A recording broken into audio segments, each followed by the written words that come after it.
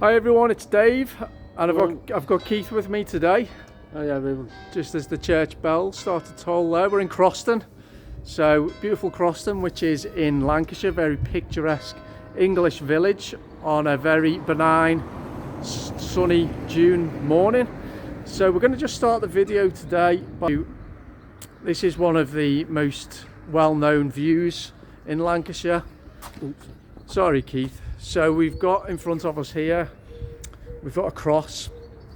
Now Croston means town of the cross, and Croston was founded by St Aidan back in the 7th century. He was the Lindisfarne monk who spread the message of Christianity across England. And as there was no church here, clearly when he arrived, he erected a cross. This isn't the original cross, but it was put in, I think it was built in around about 1950. And Keith, what we can see is a very picturesque row of cottages that we're going to walk down now on. This is Church Street, so obviously the church is at the end of the street. So Keith, we're going to start our tour by walking towards the church. Okay. And how are you? Not so bad. I've had a nasty cold and that, but yeah, not so bad. Getting over it now? Yeah, getting over it now. It's not floored you, has it, Keith? No, it doesn't. Nothing floors me. Exactly, yeah. It's your indomitable spirit, isn't it? But anyway, glad you're feeling better. Yeah. So, Keith, can you tell us maybe a little bit? I know you know Croston quite well. Could you tell where we are now? Well, we're on Church Street. We're just going up towards St Michael's Church. We're just passing the smithy. Beautiful, I think it's 17th century building. Obviously it's a house now. But anyway, these beautiful buildings are really old. We're just heading up towards St Michael's Church. But if you have a look down the centre, it looks as though it's lopsided. It's not level. Yeah. That's right, I've never noticed that before actually. Yeah, it sort of leans towards the left. So as you're walking down, it's not level at all there. Is that an optical illusion, is it? Or is there actually something wrong with the foundations or something? Or? It might be a bit of subsidence. Yeah. I mean, it's been there a long time, hasn't it? It's 15th century church. 15th century church. I know it's been refurbed over the years, but basically there's been a church there since before the 15th century. The place of worship anyway.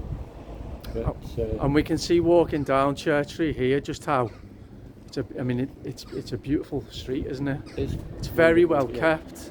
I mean, this is when you think of a typical picturesque rural village scene, this is what we've got right now, isn't it? Yeah. Croston has also won numerous awards for best kept village and floral displays over the years, hasn't it, Keith? It certainly has, Dave. So we'll just, before we show you the church, I'll just take a view back down there. Now there is a persistent, quite annoying westerly wind that we've had for a number of weeks now really, and it's a factor today as well, so we're hoping it's not going to interfere too much with the sound quality. If the sound quality is not brilliant on this video, apologies in advance, but hopefully you'll enjoy regardless, and we will try to show you as much of the village as we can. So here we go, this is St Michael's Church.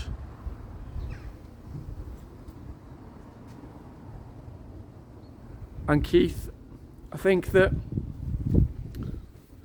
one of the integral parts of any English town or village is the church, isn't it? Yeah, the place of worship, yeah, the church. Yeah, definitely. And it is quite a busy church. There was a lot going on. And again, very well kept grounds. Yeah, they're beautiful. We're just in early summer now. It's quite cool today actually. It's only about 14 degrees, quite cool for June. Yeah, it's nice, it's a bit cool. So the old school there. There's the old school. Yeah. Okay, very handsome building, and yeah, we can see one of the the things that we're both passionate about, Keith, is upholding traditional English values, is showcasing and celebrating the amazing beauty of our country, the heritage. Buddy. Hello, dog. Thank you. Sorry to interrupt. That's okay, no problem. You might be on film. Your dog is. Put my makeup on.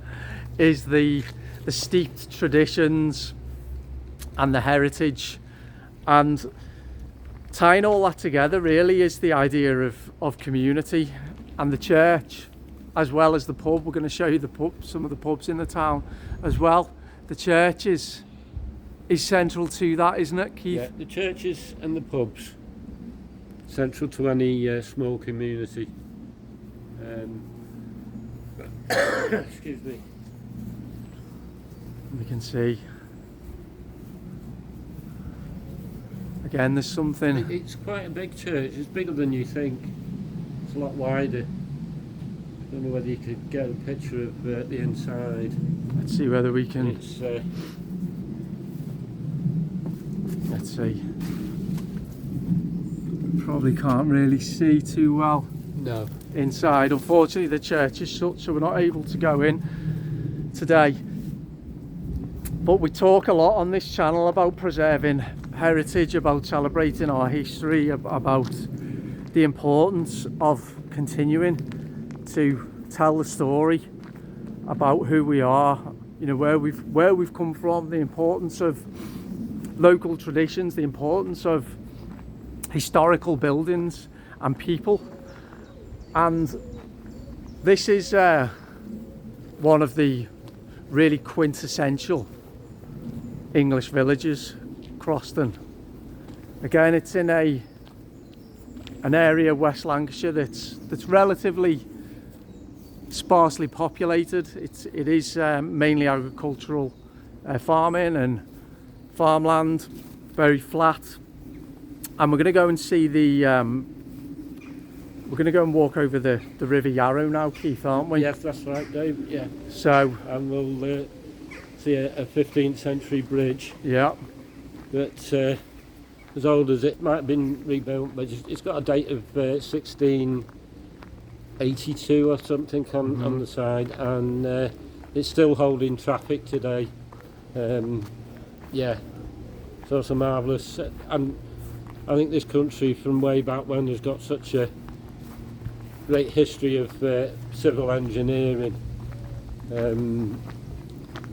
You know, to think something that's hundreds of years old and it's still being used today, I find it amazing. it is incredible, isn't it? It's like this church as well. Yeah, You know, these incredible old buildings and how they've stood the test of time, and yeah. they have such character, as we'll see with the bridge as well. These cottages here, character and kind of like a timeless quality about them, and just like an innate beauty about them, don't they? Really, Absolutely amazing. you know, the passage of time really is just kind of adds to their personality and their character. And we'll show you one last look at the church. There we go. And now we'll, Michaels and All Angels. yeah, St Michael's and All Angels, there we go. And we'll see as we go through the village as well, there's flowers and hanging baskets and flower pots, and everything's in full bloom, and it looks very handsome indeed, doesn't it, Keith? Yeah. We'll get another Stunning. view of these lovely cottages now, also well kept. Yeah. You can see the date up there, it's the 1704. 1704. Excuse me. So again, very old, solidly built, aren't they? Oh, the old vicarage. The old vicarage there.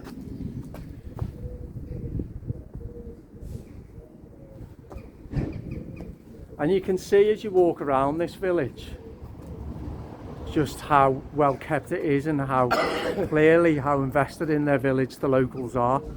It's so tidy and well presented, isn't it? Oh, most definitely. Yeah. So we're going to walk down. This is the cross again at the end of the road here. So this was This isn't the original cross. This was built more recently in honour of to symbolise the founding of this town and the introduction of Christianity to this area. Croston, town of the cross, which fittingly is on Church Street. There we go. So we'll just show a bit more of these buildings before we go to the river. Let this van come past.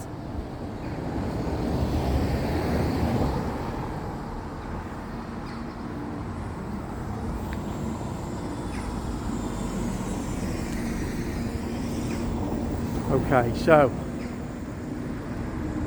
Keith, can you tell us a little bit about this bridge and the river? Yeah, this bridge that I was on about earlier, 15th century, and it's still being used today. I think it has undergone a few repairs over the years, but basically it's still the same bridge and it's still carrying traffic today.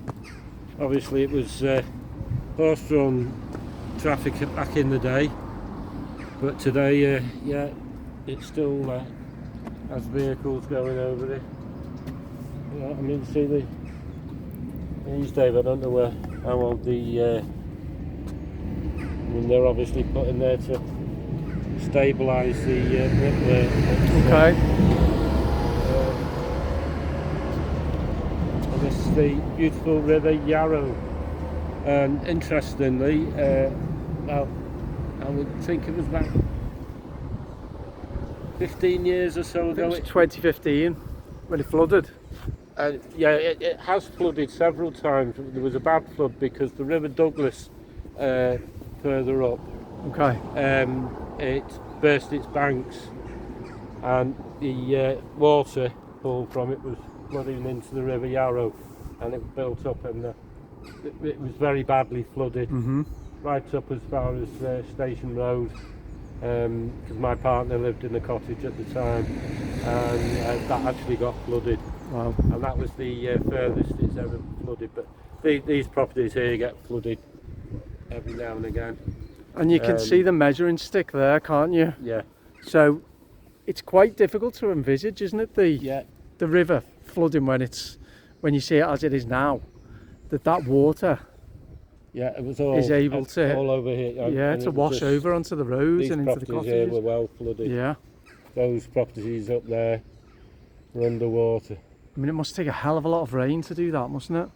Well, rain, but as I say, that was a particularly bad flood when the River Douglas burst its banks. Mm-hmm. Consequently, all that extra water Yeah. that was coming back, and it was flowing into the River Douglas. The water levels rose drastically, but yeah, it's interesting. And how important would this bridge have been? Would the river have been, before we're saying the 17th, 18th, 19th centuries for trade? Well, I think the bridge was obviously for horse-drawn traffic. Mm-hmm. I don't think the river was that important. I mean, it's only a small river. I don't think they had boats or anything navigating it. But yeah, it's just the age of this bridge. It's just mind-boggling. It's incredible. We'll show you from a different angle. So there we go. Try and show you as much of this town as we can. Again, the cobbled road. Yeah. Show you some of that. You actually see the ruts where the wear and tear of the cobbles where the horse and carriage used to go. Amazing.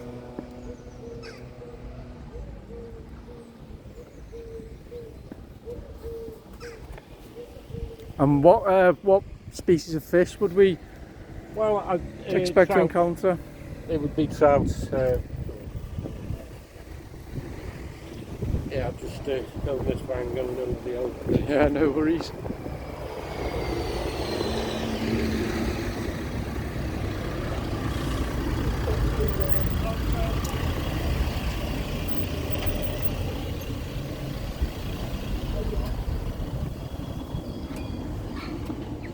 There you are, Keith.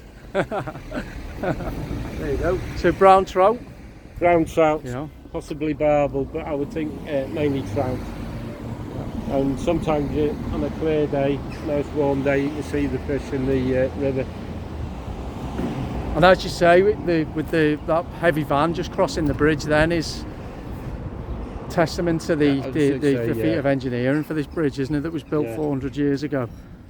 Amazing. It is amazing. And it's just everywhere you look, you can see the history in the buildings. Yeah. So we'll take a walk down the main street now. And Keith, why is it important? I guess why is it so important that we show these places and that we continue to? We don't want to get too political, but I think it's just got to preserve our history, our culture, the English culture, and this is what it's all about. And I think in certain areas it's dying away. As I say, I don't really want to get too political about it, but the influx of different cultures, especially the cities and the bigger towns, they've lost all this history and culture. But it's still here in these little villages and smaller towns. Would you say that the way of life in rural England is holding strong? Because I know that I'm just going to quickly show just to Chile. So these are some awards that Croston's won. Large village class winner. That's the best kept village competition, and there's another award, 2005, 2011, and that one was 2016. So it's obviously something that maintaining and keeping this village beautiful is something that's very important to the local community. And talking about local communities, going back to what you were talking about there, Keith, the English rural way of life appears to be holding strong. It is definitely holding strong, Dave. Without a doubt. We'll show you. It's our one hope of our identity, holding on to our identity. Absolutely. It's so important. You know, these places and these landscapes have been shaped for centuries. The stories that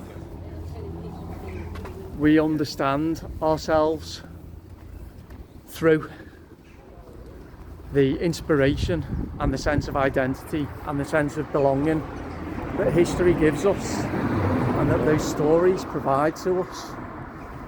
It's so important that we continue that, isn't it? And just to note, there we go, there's St George's Cross flying. St George's Cross. And the three pubs in Croston are called the Wheat Sheaf, the Lord Nelson and the Black Horse, and that's something else I love. We've got one there that's just opened on the corner, used to be the Grapes. Okay. It's called the Black Rabbit, it's just been refurbished. There's a few other little pubs further up. But this is the main pub.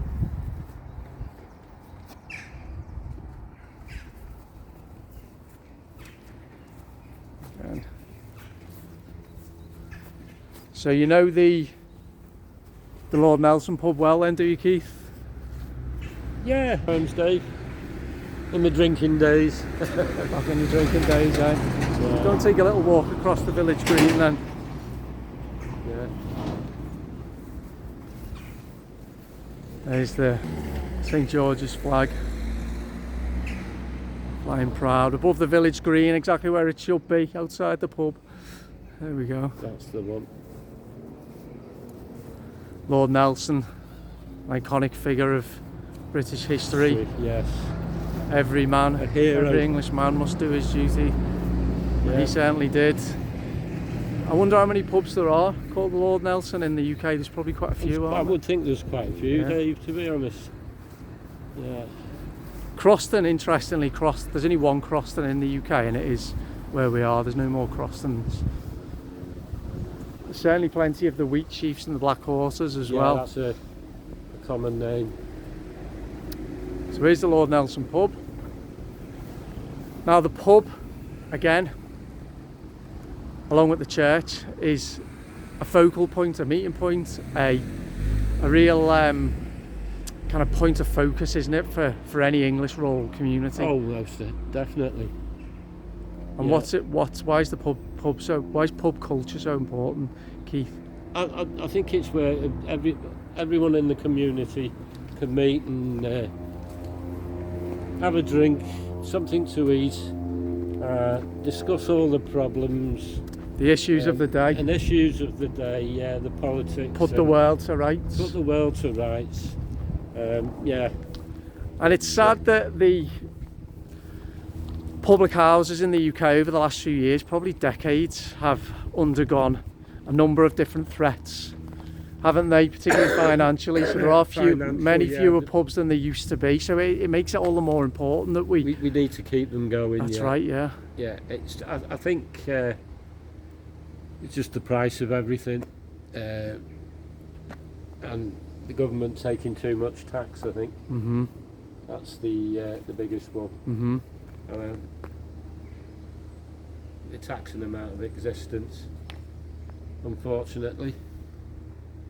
But I think it's a tradition that will never die, because as one pub closes, even if all the pubs closed, I think people would open up the houses, get a barrel of ale in, and a few games on the go, dartboard and stuff. Yeah. I think it'll never die. Can't quell that spirit. Never ever quell it. Yeah. Yeah. No.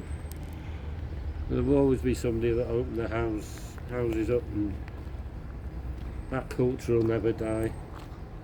An Englishman's right to have a pint. That's the one. Let's just show you this village green again. And there are a multitude of ways in which England has changed, and a multitude of ways that it's changed very rapidly in the last few years. Particularly, as Keith mentioned before, when you go to the big English cities that have undergone rapid transformation, and much of it has been, much of it has resulted in changes that none of us could have foreseen even a few short years ago. So when you come out to places like this that are timeless, that are well kept, that are well maintained, that are quiet, and the pace of life is sedate, and the pubs are still in existence, the rural way of life is still holding strong, it's kind of reaffirming and refreshing, isn't it, Keith? It is. It gives you a sense of Gives optimism. you a little bit of heart. Yeah, I don't think it'll. Not within my lifetime, anyway. I don't think it'll die out. So we'll take another little walk. There'll always be in England. There will, absolutely. And it's also heartening as well, whenever you meet people, you speak to people who are truly invested in their local community, in their village, in their way of life, who want to hold on to their identity that's important to them, you know, that don't want their stories to be dismantled and their history to be rewritten and their towns to be upended and changed in ways that they haven't consented to. Just the quiet determination to carry on in the midst of very, very troubling times is really something to behold, Keith, isn't it? It is, certainly, Dave. As we walk past the Wheat Chief.